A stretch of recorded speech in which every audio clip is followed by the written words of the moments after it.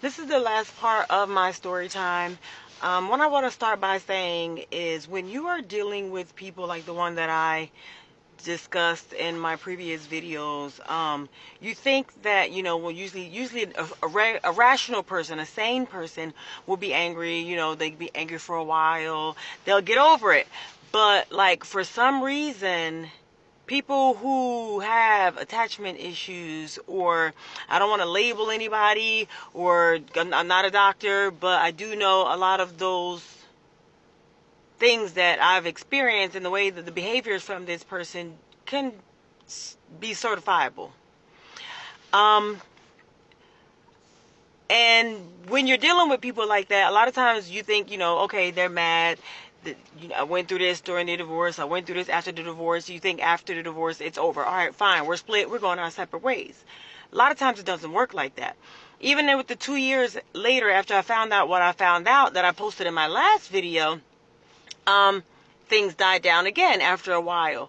But when somebody is bitter and they're harboring all these negative and nasty feelings towards you, and they just want to hurt because they're hurt, sometimes people don't know how to let stuff go. And people like that make me nervous. Because when I'm chill, when I'm thinking everything's fine, this person is still plotting, still doing stuff, and I don't know what this person has up their sleeve at all. With that being said, I had the latest incident with this person, y'all, was wild. This was as recent as October that just passed. I had just got out of a little over a year relationship, and I want to say the next day, literally the next day, I start getting text messages from guys asking me to meet up with them. And I'm like, messaging the guys like, I don't know who you are. Like, I'm sorry, wrong number. Then, I started getting pictures from men. Over the span of 2 weeks, I was getting text messages from men who say that they met me. That they talked to me online. Men who were sending me explicit pictures of themselves because apparently I had asked for them on these apps or whatever. Kind of find out somebody had been using my pictures, all of my pictures from the summertime, because you couldn't tell me I wasn't cute this summer with all my little dresses, all my little dress pictures. They were stealing them off of my Instagram and posting them to, one guy said he met me on Bumble. Another guy said he met me on Tinder. I'd never been on these sites.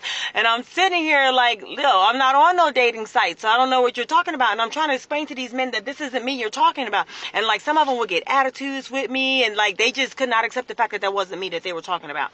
One guy was really apologetic and oh my God, I'm so sorry. I didn't mean to, disrespect you. I'm going to report the profile. No, it got to the point where I had to call and email Bumble and Tinder to let them know that there's a fake profiles out there. These are my pictures that this person is using. That's not me. Can you please shut them down? So of course, because one person had reported the one, it had already gotten taken down. So it had gotten to the point where now I'm nervous because I don't know what this person's doing with my identity. I don't know who they talking to, what they're saying to people. So I called the police, and it's crazy because I just got out of that relationship, so I assumed it was my ex at the time. But I was like, yo, that don't fit him. What? You can't be that mad. Why can't I get rid of these crazy ass men? What gave it away that it was the ex is because I have a daughter who only has one source of social media, one, and that's Snapchat. I only have Snapchat because of her. I don't use Snapchat. I don't tell anybody I have Snapchat. I don't give out my Snapchat handle. I do not use Snapchat at all. Only because my daughter has Snapchat. And so she sends me all the time those silly little pictures, the videos, the emojis. And I respond, back to her back and forth through that. She loves those things. It wasn't until one of the guys hit me up on Snapchat, sending me nasty pictures talking about how, oh, you told me you recognized me from my videos and you've been trying to get with me. And the guy said that our conversation escalated really fast. And I was telling him all this stuff that I wanted to do to him. And this and that. Only person who knows my Snapchat handle besides my little girl, or who could get access to give out my Snapchat handle for something would be him through our daughter's phone. What? I called the cops. I called the cops because I was pissed at this point. I'm like, this is ridiculous. Impersonation, harassment, people calling me, going off on me because I don't want to talk to them. Like, it's just out of control. And I just get, like, I ain't gonna lie, I was in tears because at this point I'm like burned out with the bullshit. And like, when are you going to stop? I called the cops. The cops came out to do a report. So the cop told me, he was like, look, you can tell if this is this person because what usually happens is once we confront them, all of the activity stops. He said, but we can't really do nothing about it the first time because all they can say is, all I can do is ask him, hey, is this you? They say yes or no. He said, you'll know when, if it stops, you know who the guilty party was. If not, then you might want to look further into it. So the cop called him. Of course, he act like it wasn't him, this, that, and third. Then he was, trying to act all sympathetic. Oh, well, you didn't tell me you were going through that. And I'm like, what am I tell you for? I don't fuck with you like that. Why would I tell you anything? Oh, well, I could have helped you. I'm like, help me with what? Anyway, he was being a little too helpful, a little too assertive. And what did he do? He threw the ex-girlfriend, the one who gave me the pictures and the text messages.